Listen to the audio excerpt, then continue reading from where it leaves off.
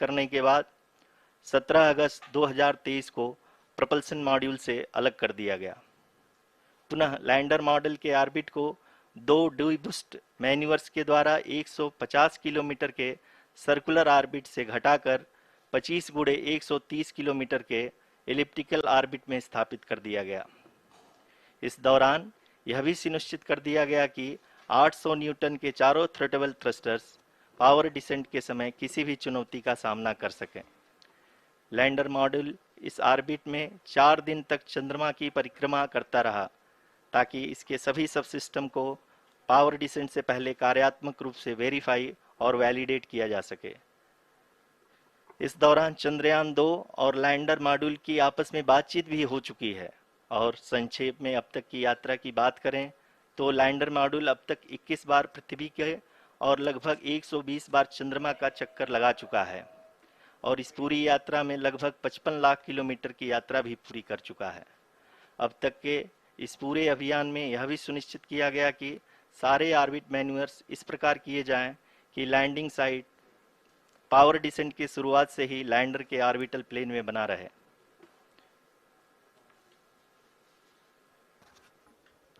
That is true indeed.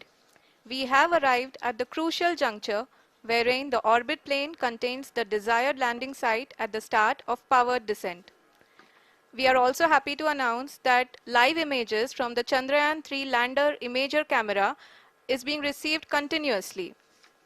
The demonstration of soft landing on the moon's surface is no ordinary feat due to the innumerable challenges and complexities involved. The lander velocity has to be killed from nearly 6,048 kilometers per hour without any aid from the thin and tenuous moon's atmosphere.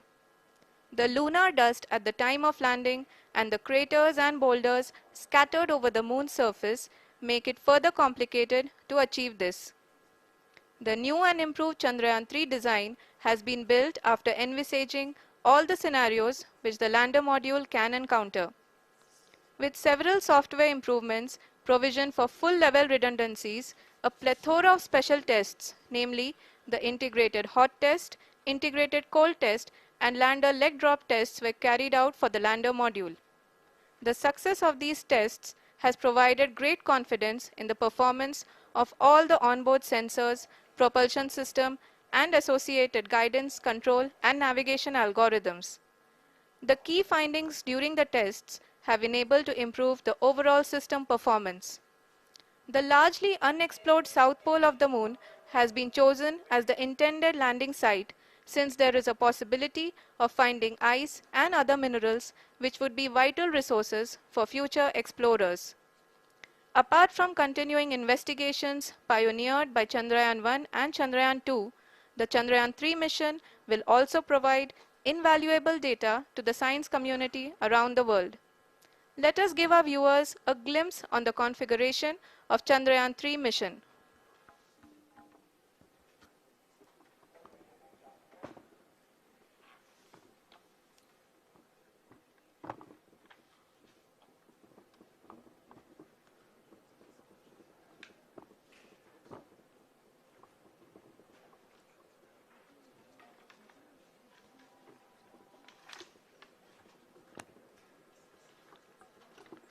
Chandrayaan 3 का mission plan लगभग चंद्रयान 2 के तरह ही बनाया गया है। यहाँ यह भी सुनिश्चित किया गया है कि चंद्रयान 3 को रॉकेट से अलग होने से लेकर के चंद्रमा के निकटतम कक्षा में स्थापित होने तक सारी गतिविधियाँ चंद्रयान 2 के तरह ही हों। और अब हम यह कह सकते हैं कि यह प्लान पूरी तरह से 100% सफल रहा। हालांकि लैंडर मॉड्यूल के सेंसर्स और प्रोपल्सन सिस्टम को इस तरह से मजबूत किया गया है कि लैंडर पावर डिसेंट के समय किसी भी आपदा से बाहर आकर के मिशन के मुख्य उद्देश्य को पूरा कर सके। इस क्रम में लैंडर के मुख्य सेंसर्स कारा, लासा, LHBC, LDV और LHDAC का कार्यात्मक परीक्षण भी किया जा चुका है। LDV जो कि पूर्णतः स्वदेशी तकनीकी से बनाया गया एक नया सेंसर है, इसका मुख्य कार्य लैंडर के वेलोसिटी को तीनों अक्षों में कंप्यूट करना है। पावर डिसेंट के दौरान लैंडर के सटीक पोजीशन और वेलोसिटी का ज्ञान होना बहुत ही आवश्यक है।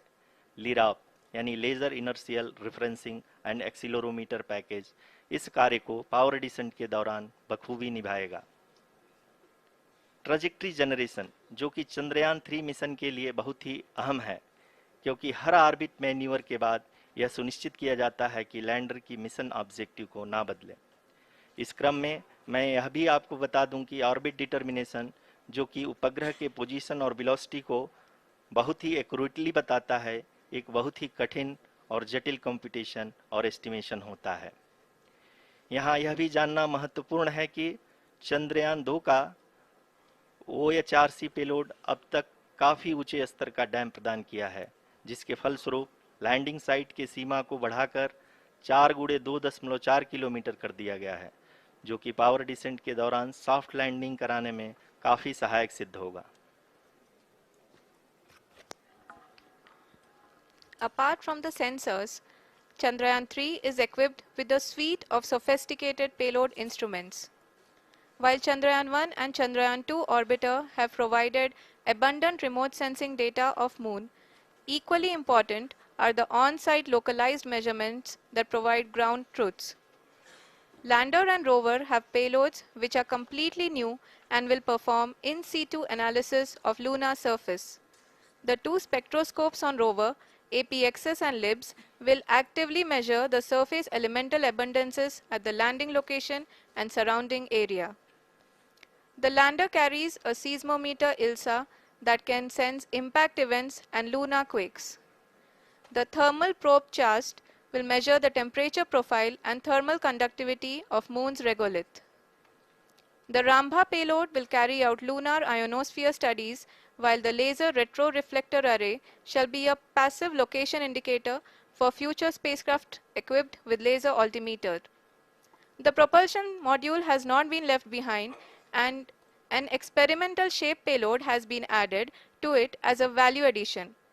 It will help in understanding the nature and characteristics of water-rich planets and will also aid in the future study of potentially habitable exoplanets. We are minutes away from the start of powered descent. The entire powered descent shall be carried out by the onboard autonomous landing sequencer, or ALS, which is a series of instructions preloaded to the lander module. These instructions include the commands to be executed, data to be collected and analyzed, and decisions to be made and executed autonomously throughout the powered descent.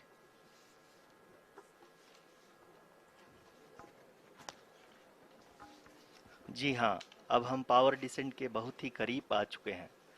हम आपको बताते चलें कि power descent को कुल 4 चरणों में बांटा गया है। सबसे पहले आता है रफ ब्रेकिंग फेज, जिसमें लैंडर की ऊंचाई को चंद्रमा की सतह से 30 किलोमीटर से घटाकर 7.4 किलोमीटर कर दिया जाएगा।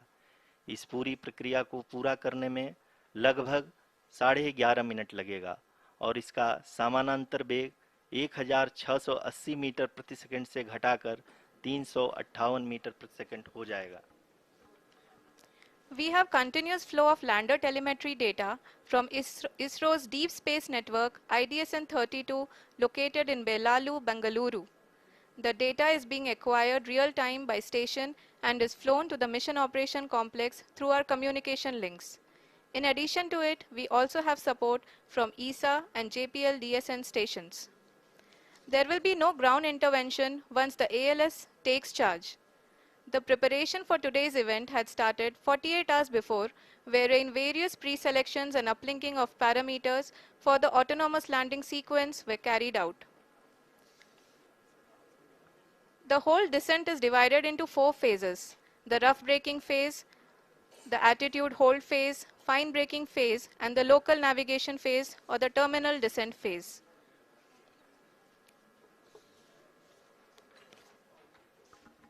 जी हाँ, एटीट्यूड होल्ड फेज, जो कि पावर डिसेंट का दूसरा चरण है, एक बहुत ही महत्वपूर्ण फेज है। इस 10 सेकंड के स्मॉल ड्यूरेशन के दौरान लैंडर के 2 महत्वपूर्ण सेंसर कारा और लासा लैंडर की ऊंचाई की गणना करेंगे। इस फेज के पूरा होते ही लैंडर चंद्रमा के सतह से कुल 6.8 किलोमीटर की ऊंचाई पर होगा। During the rough braking phase, the lander velocity shall be brought down from 1680 meters per second to 358 meters per second. The altitude will be brought down from 30 kilometers to 7.4 kilometers at the end of rough braking.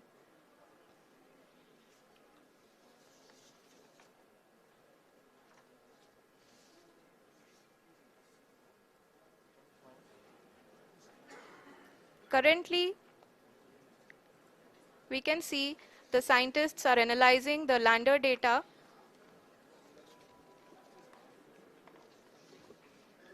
जी हाँ, हम ये देख सकते हैं कि mission operation complex रूप में बैठे सभी वैज्ञानिक ये जो भी डेटा देख रहे हैं वो डीप स्पेस नेटवर्क आईडीएसएन 32 के द्वारा प्रोवाइड किया जा रहा है। और अगर हम अब बात करें पावर डिसेंट के तीसरे चरण का, जो कि फाइन ब्रेकिंग फेज होगा, जिसमें लैंडर लैंडिंग साइट से जस्ट 800 मीटर की ऊंचाई पर वर्टिकली होगा।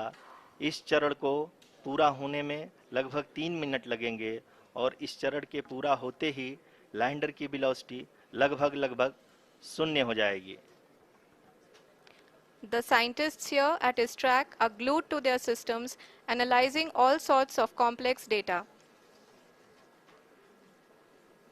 We are very close to the power descent, to the start of the power descent phase.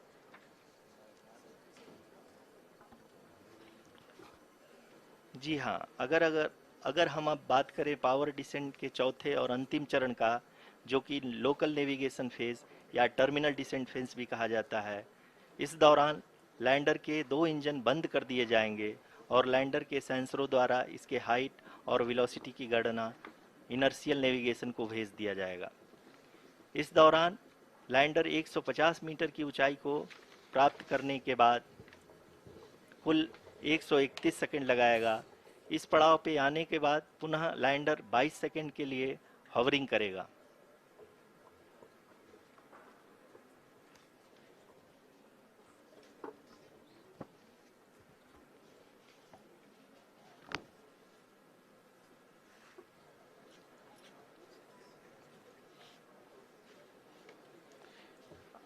आप इस समय अपने स्क्रीन पे मिशन ऑपरेशन कॉम्प्लेक्स में बैठे सभी मान्यगणों को देख सकते हैं, जो कि बहुत ही उत्सुकता के साथ टेलीमेट्री डेटा को देख रहे हैं। अभी हम लोग पावर डिसेंट शुरू होने से जस्ट कुछ ही पल दूर हैं।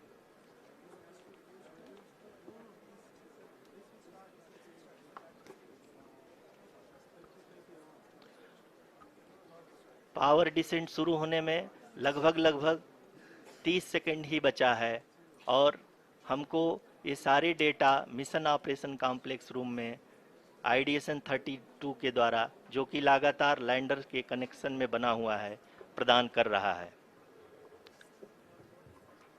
Dear viewers, the pivotal power descent has begun and the lander module is propelling towards the moon's surface along the intended trajectory.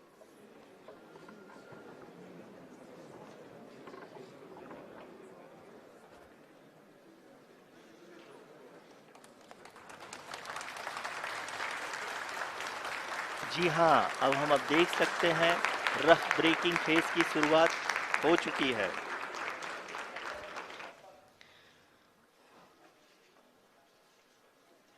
During this rough braking phase, the lander velocity shall be brought down from 1680 meters per second to 358 meters per second. The altitude will be brought down from 30 kilometers to 7.4 kilometers at the end of rough braking. All this in the duration of 690 seconds or 11.5 minutes. Currently, the Laser Inertial Reference and Accelerometer package (LIRAP) is aiding in the navigation.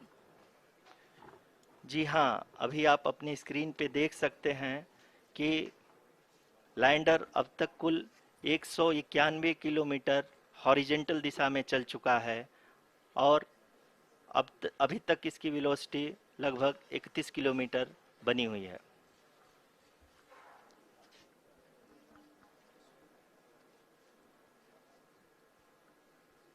The lander module has traveled a distance of approximately 228 kilometers. The complete downrange that will be traveled during this phase shall be nearly 713.5 kilometers.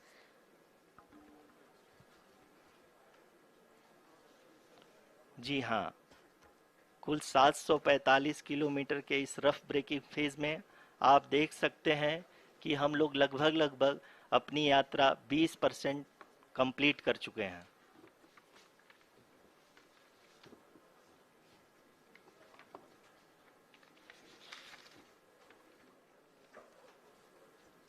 Power descent की यह शुरुआत हम कह सकते हैं कि बहुत ही सटीक और सधी हुई है, जिसमें लैंडर अपने वेगमान को अनुमानित तरीके से घटा रहा है।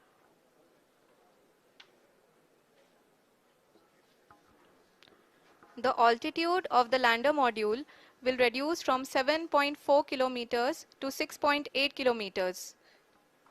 During the next phase, which is going to be the attitude hold phase. We can currently see that the altitude of the lander module is nearly 31 kilometers. Arushi, अभी हम इस ग्राउंड ट्रेस को देखते हुए कह सकते हैं कि रफ ब्रेकिंग फेज की शुरुआत बहुत ही अच्छे तरीके से हुई है। आप ये देख सकती हैं कि जो भी प्रोजेक्टेड ग्राउंड ट्रेस है उसी पे अपना लैंडर मॉड्यूल आगे चलते हुए बढ़ रहा है। अभी तक ये देखा जा सकता है कि लैंडर मॉड्यूल लगभग 370 किलोमीटर क्षैतिज दिशा में चल चुका है। The mission operations team is analyzing the data. We can all see the seriousness and the concentration with which each and every parameter of the lander module is being analyzed. The performance so far seems to be nominal. जी आरुषि, चूंकि ALS activate किया जा चुका है इसलिए ground से कोई commanding नहीं की जा रही है। इस दौरान आपके स्क्रीन पे सारे डेटा इसरो के डीप स्पेस नेटवर्क से रियल टाइम में आ रहे हैं। इस मिशन में सेकेंड और थर्ड ऑर्डर गाइडेंस पॉलिनोमियल का प्रयोग हुआ है, जो कि इनर्शियल थ्रस्ट और एंगल के हमेशा सुनिश्चित करेगा। During the entire descent, there is no ground intervention as the ALS has taken charge. The preparation for today's event had started nearly 48 hours before, wherein various pre-selections and uplinking of parameters were done. We can see that the vertical velocity of the lander module has been brought down.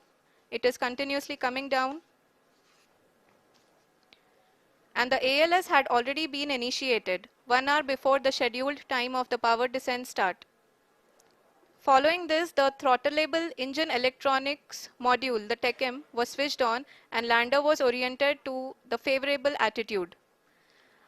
जी हाँ, आप अपने screen पे देख सकते हैं कि lander module जिसकी शुरुआत में वेलोसिटी 1680 मीटर पर सेकंड थी, लगभग 1150 मीटर पर सेकंड हो चुकी है, जो कि एक बहुत ही मैजेस्टिक शुरुआत कही जा सकती है इस रफ ब्रेकिंग फेज के लिए।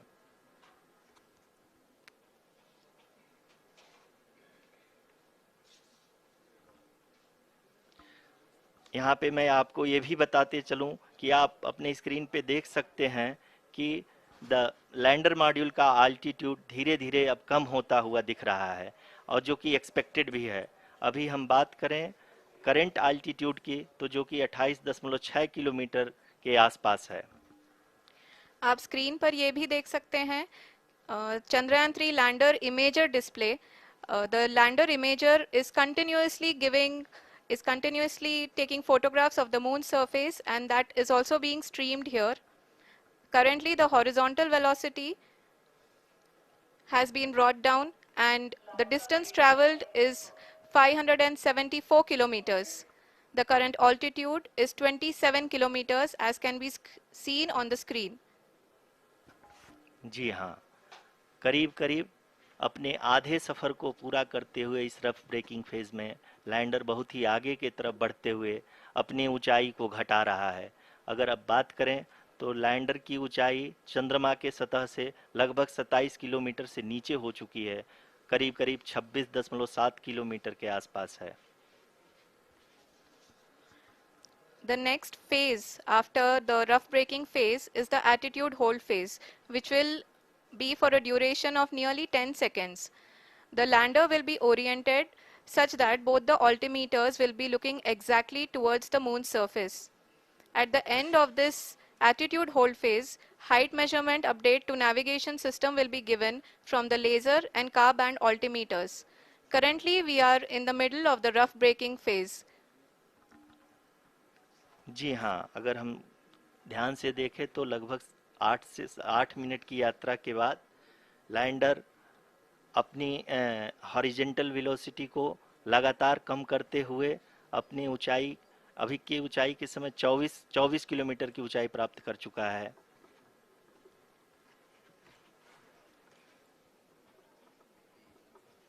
अब तक के आंकड़े को देखते हुए हम कह सकते हैं कि लैंडिंग पूरी तरह से नॉमिनल है। यहाँ पर हम देख सकते हैं कि हॉरिजेंटल वेलोसिटी लगातार कम होती हुई दिख रही है।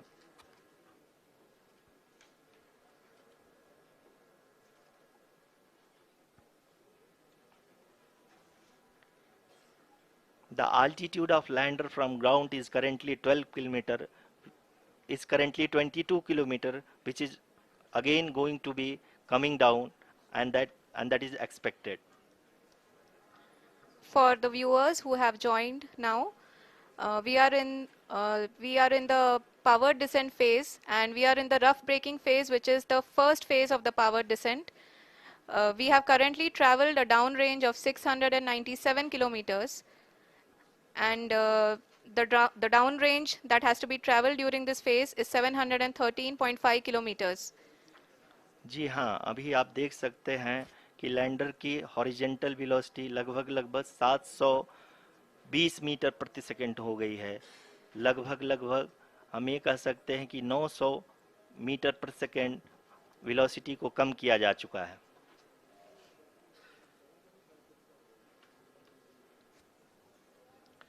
At the same time, we can see the altitude of the lander is just 17.8 kilometer from the moon surface, which is going to be around 7.4 at the end of the rough braking phase.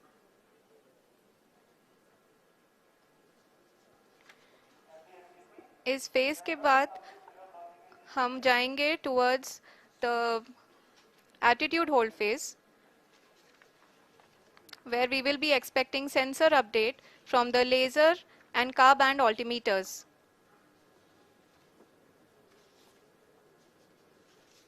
We can see the visualization of the lander module moving towards the moon's surface. The current altitude is nearly 15.2 kilometers, and the distance traveled is 754 kilometers. We can also see the image that the lander imager camera has been providing. जी हाँ, इस rough breaking phase के दौरान 800 Newton के चारों throttle engine अपने कार्य को पूरी तरह से अंजाम दे रहे हैं और लैंडर के हॉरिजॉन्टल वेलोसिटी को लगातार कम कर रहे हैं। अब तक लैंडर लगभग अपने 75 से 80% की यात्रा को पूरा कर चुका है।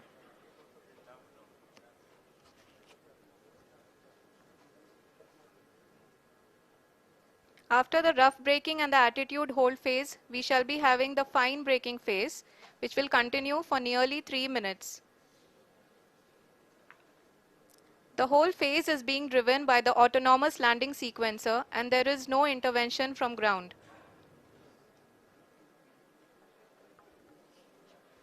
जी हाँ आरुषि, अभी आप अपनी स्क्रीन पे देख सकती हैं कि जो करंट आल्टीट्यूड है चंद्रमा के सतह से लगभग 10 किलोमीटर के आसपास है। जी हाँ, हम अपने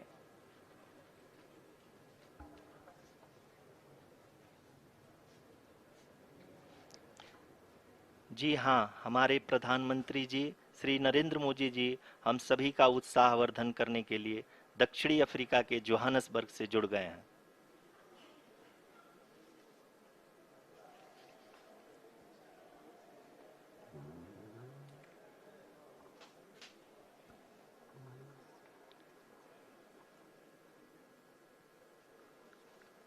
Yes, we are privileged to have with us Honorable Prime Minister of India, Shri Narendra Modi ji, who has joined us from South Africa's Johannesburg to encourage us.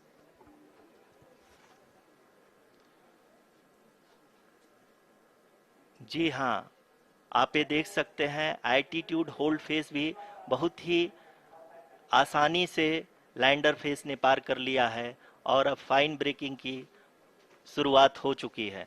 अभी हम ये देख सकते हैं कि लैंडर की ऊंचाई लगभग 5.6 किलोमीटर है, जो कि इस फेज के उपरांत लगभग लगभग 800 मीटर हो जाएगी।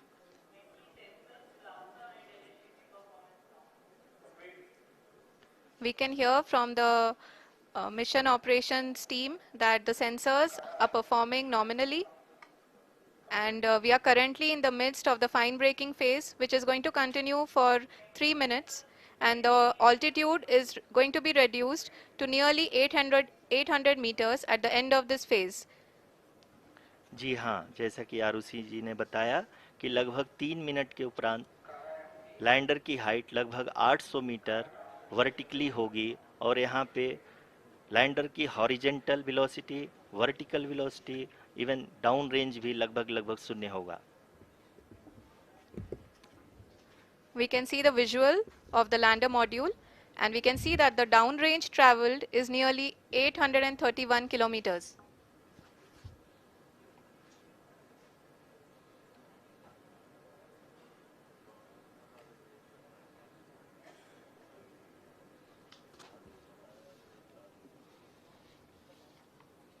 जी हाँ, आप अपनी स्क्रीन पे देख सकते हैं कि लैंडर की ऊंचाई अब चंद्रमा की सतह से लगभग 3 किलोमीटर से कम हो चुकी है। We are very close to the moon's surface, nearly 2.6 kilometers as we can see.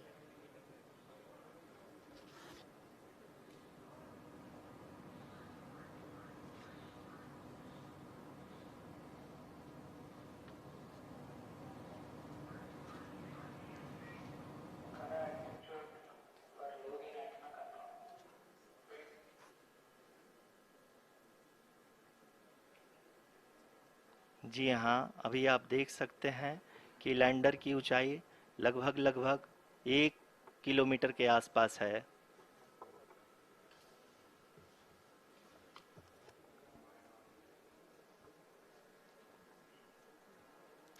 We are nearing the final phase of the power descent, which is going to be the vertical descent phase or the local navigation phase.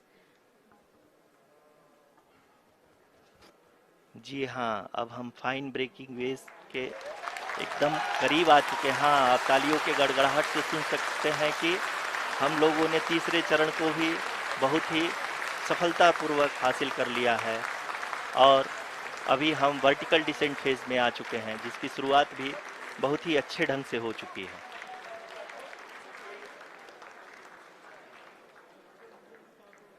Lot of applause indicates that till now the performance has been nominal. We are in the vertical descent phase 1. The altitude is being brought down from 800 meters, and we are nearing and approaching the lunar surface. जी, आप अपने screen पे देख सकते हैं कि lander का height लगातार कम होता जा रहा है। इस समय हम लैंडिंग साइट के जस्ट ऊपर हैं और इस समय इसकी ऊंचाई लगभग लगभग 600 मीटर के आसपास है।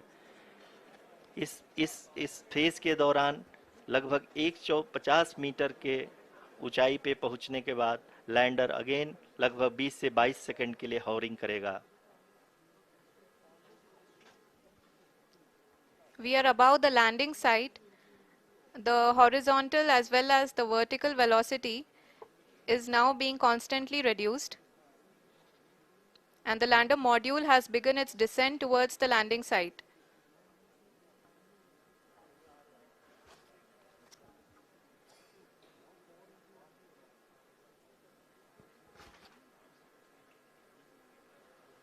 जी हाँ, अपने स्क्रीन पे देख सकते हैं, ये जो पथ निर्धारित किया गया है, लैंडर पूरी तरह से उसी को ही फॉलो कर रहा है। इस समय हम लगभग 200 मीटर की हाइट से भी कम आ चुके हैं।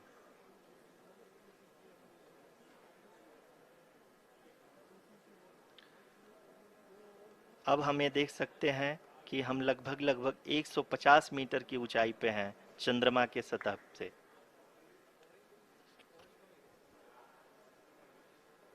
We are approaching the vertical descent phase 2, which will have the lander module hovering at nearly 150 meters above ji the हाँ, lunar surface. जी हाँ, आप इस तालियों के गड़गड़ाहट को सुन सकते हैं, जो कि सेकेंड हाइब्रिड फेज के कंप्लीट होने के बाद इन सारे वैज्ञानिकों के द्वारा की जा रही है।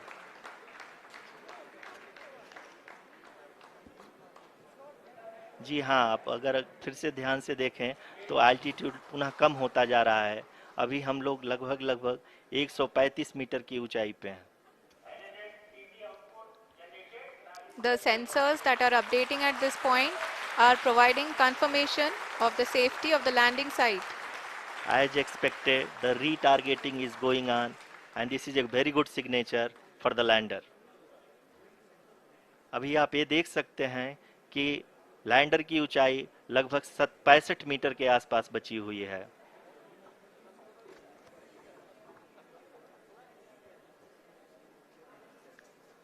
Currently, only 2 engines are now being fired, and we are nearly at zero velocity, vertical and horizontal. We were hovering, and now we are approaching the moon's surface. धीरे धीरे लैंडर की वेगमान को कम किया जा रहा है और हम अब लगभग 50 मीटर से भी कम आ चुके हैं।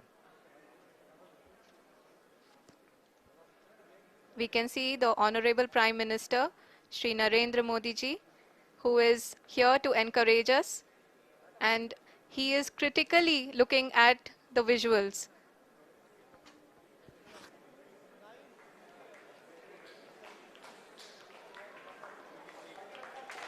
जी हाँ, आप अपने स्क्रीन पे देख सकते हैं कि हम lander module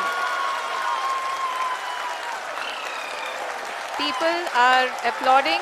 Let lander us all module wait to hear from the Secretary Department of Space and Chairman ISRO, Shri S. Somnath. Lander module पूरी तरह से सेफली और सॉफ्टली चंद्रमा के सतह पे लैंड हो चुका है। ये हम लोगों के लिए बहुत ही गर्व की बात है। हिंदी में एक कहावत है कि चंदा मामा दूर के, लेकिन अब हम ये कह सकते हैं कि चंदा मामा अपने घर के। बहुत ही उम्दा. The hard work of the entire ISRO community has come to fruition.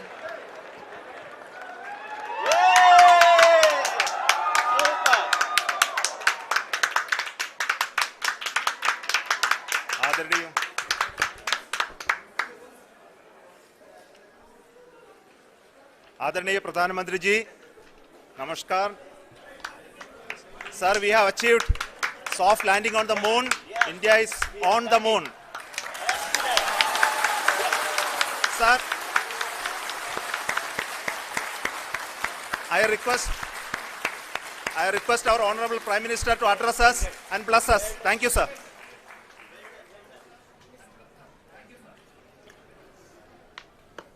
मेरे प्यारे परिवारजनों, जब हम अपनी आंखों के सामने ऐसा इतिहास बनते हुए देखते हैं तो जीवन धन्य हो जाता है।